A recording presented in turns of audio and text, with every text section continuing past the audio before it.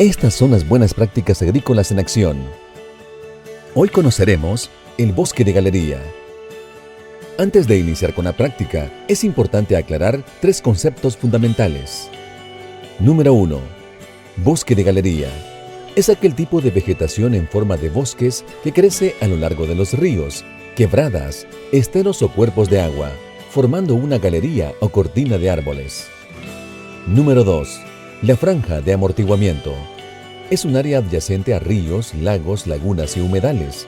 Está constituida por vegetación que puede ser árboles, pastizales o plantas de inundados. La franja de amortiguamiento desempeña importantes funciones ecológicas. Entre ellas está la de prevenir o evitar el ingreso de derivados de las actividades productivas. Número 3.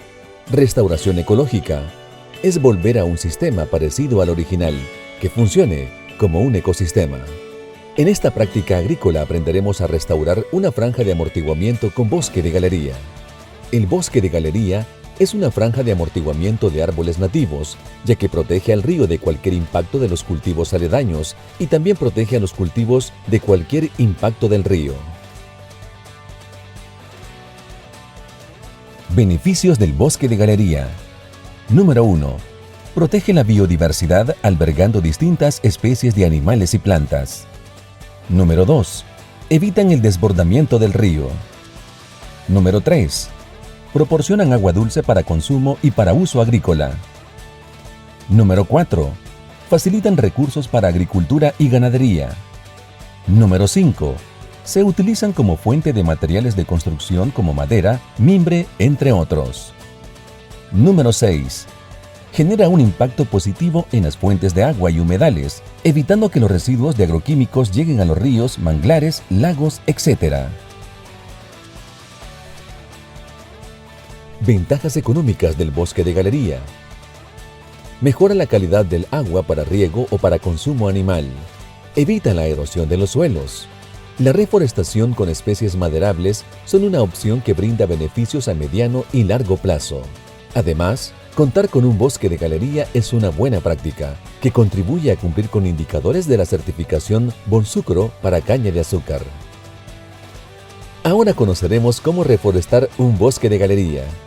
Usaremos los siguientes materiales: cinta métrica, pita, machete o corvo, cuma, estaca o tutor, pala dúplex, huizute y árboles.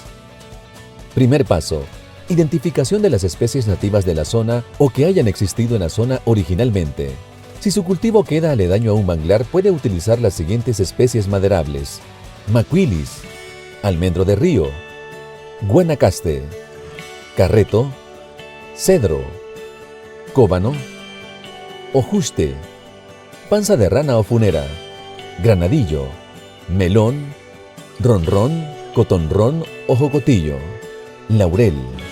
Recuerde, si siembra árboles maderables debe realizar podas formativas, es decir, para formar troncos o trozas.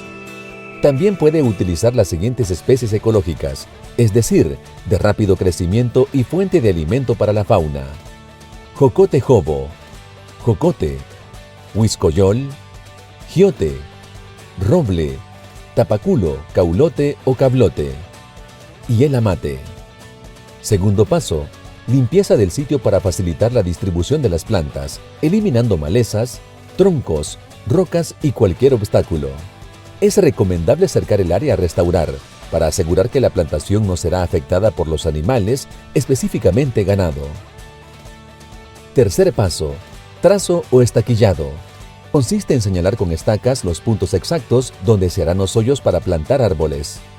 Utilice el sistema a 3 bolillos, el cual indica un distanciamiento entre cada árbol de 9 metros, formando un triángulo.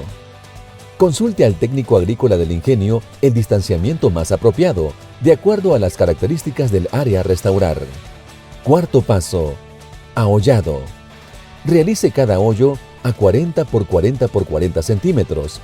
Si el terreno cuenta con muchas piedras, el hoyo será más grande, de 50 por 50 por 50 centímetros. Quinto paso: siembra. Retire la bolsa y coloque el árbol en el centro del hoyo. El árbol debe quedar recto. Si es necesario, se puede colocar una estaca o tutor a la par de la planta para darle fijeza. Las especies deben ir mezcladas de acuerdo a cómo las vemos en la pantalla. No olvide retirar las bolsas cuando finalice la actividad. Sexto paso. Cuidados. El área debe estar protegida para evitar el ingreso de animales como ganado, caballos, cabras, entre otros. Realizar limpiezas oportunas para que los árboles tengan el adecuado crecimiento.